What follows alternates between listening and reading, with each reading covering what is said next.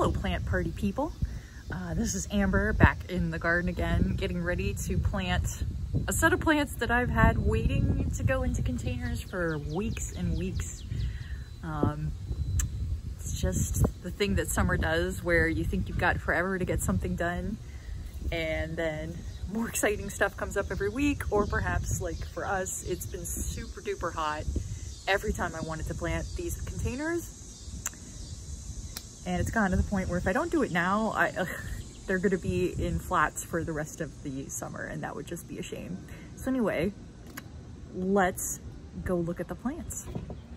All right, so these are our feature creatures for today.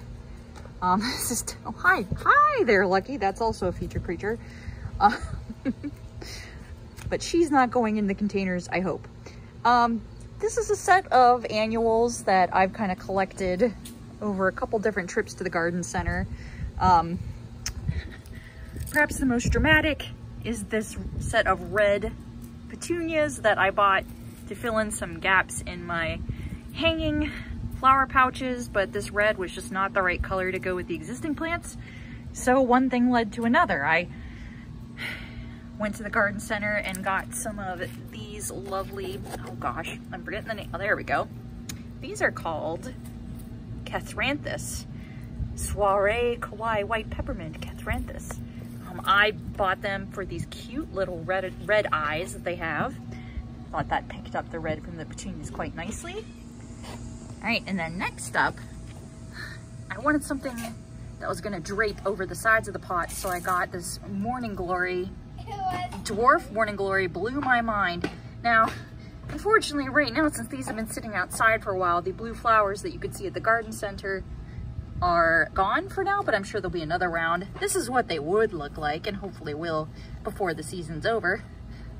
And then finally, I had some leftovers that needed a home, and those include these Tropicana cannas that I grew from bulbs that never really made it to much height, and by the time they had even emerged from the ground, it was too late for where I wanted them in front of my front door, so I was saving them for a special occasion, and this seems to be it.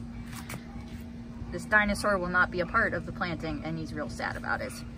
And then finally, I have this Florida cardinal caladium.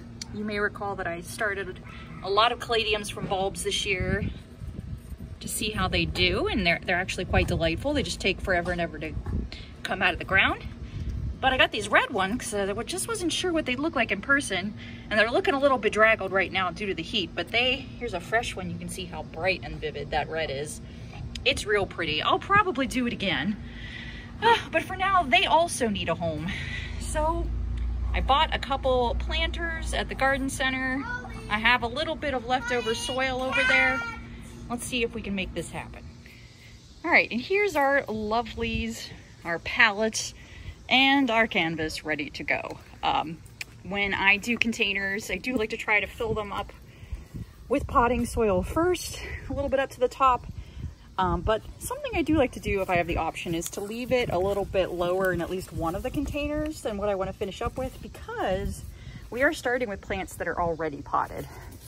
For example, this one, oh my gosh, the dogs, has a lot of soil that it's going to bring along with it. So it's good to have the option to move things around a little bit. So let's talk a little bit. Check out, we're ready to garden based on these hands. Let's talk a little bit about recipes that I like to follow for containers. You may have heard of the concept of the spiller, filler, thriller recipe for containers. It sounds really fancy, but all it really is about having plants that have a trailing habit that will spill over the side of a container, then having a filler, and then for filler, something that has a little bit more of a dense habit that's going to kind of stay in one place and fill out, and that's where the petunias will be a good fit. Whereas for, like I said, for thrillers, for spillers, we would have this dwarf morning glory. Fillers would be the red petunias and the cathranthus. This one's going to get me. Cathranthus? It's going to be cathranthus. Anyway, these two look like they're going to stay pretty tight. clusters that'll just fill out and be beautiful, whereas the morning glory will trail a bit. And then we get to our thrillers. Those are things that either have a combination of super bright colors and some height, or just straight up height.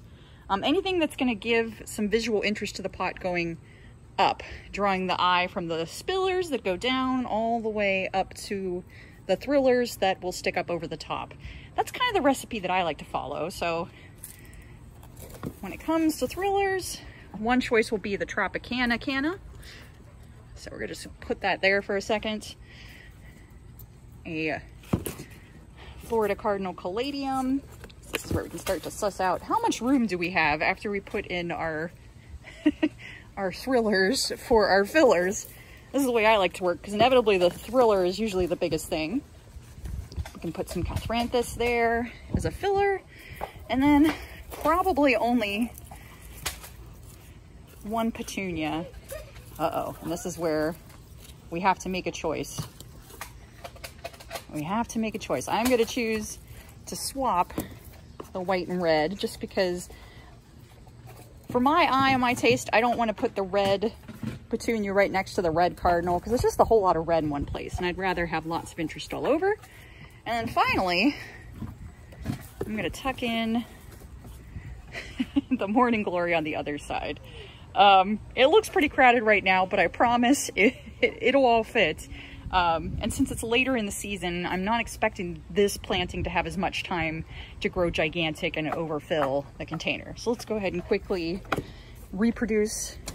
I'm going to do it in mirror, reproduce our recipe. So Tropicana canna, and the caladium, Florida Cardinal. This is where you get to play a little bit of game with your eyes. Make sure you're kind of mirroring it.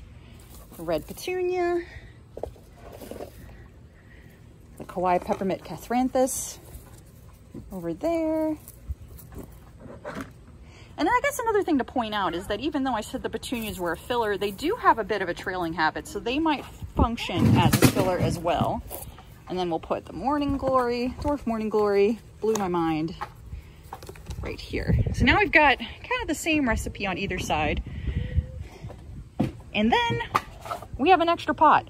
Personally, I like to try to always get 3 or 5 or 7 of a planting, just because the only place that a mirror of 2 really looks good is near an entrance or some sort of feature flanking on either side. Otherwise, it just always looks a little more natural to have it in groupings of 3 or 5, some odd number.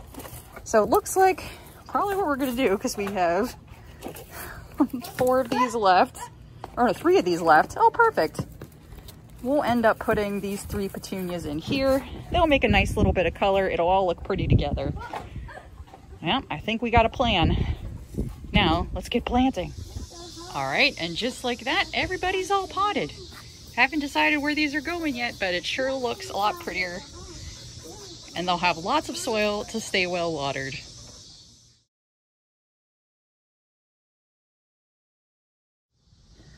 All right, we're all set. I'm not looking super glamorous in the garden, but we did good work. And I feel like my face is about to melt off. It's so hot, so I won't take a whole lot longer. What did we do today? We took some leftovers from various trips to the garden, tied together loosely with the theme that a lot of them had red in them, or could be picked to pull the theme together. We talked about container gardening. Like, the recipe that I always go with is the spiller, the filler, the thriller combinations. Never steered me wrong. And that, I feel like it's a pretty classic design principle of grouping things into odd numbers, like planters in groups of 3s or 5s or 7s, instead of just doing 2 identical planters. So we put in a little extra bonus round, smaller planter with all the extra red petunias in it. Anyway, I'm gonna leave you with something super pretty here in the garden before we sign off. I mean, if y'all get tired of roses in the garden, then this is probably not the channel for you. This is my sweet Mademoiselle hybrid tea rose, looking absolutely astounding. I'm trying to catch it in this evening light where it pretty much glows, honestly, and it smells incredible. Anyway, That's this beauty shining her best light at us right here in the evening. Anyway, hope you all have a wonderful week ahead. Thanks for joining me in the garden. Many weeks of beauty left to go, but we're winding down August, so it's almost time for the September garden tour, if you believe it. Anyway, take care everyone, and I'll talk to you later. Oh, and of course, if you like the content of this video, please like and subscribe so that I can catch you in the next one. Bye y'all.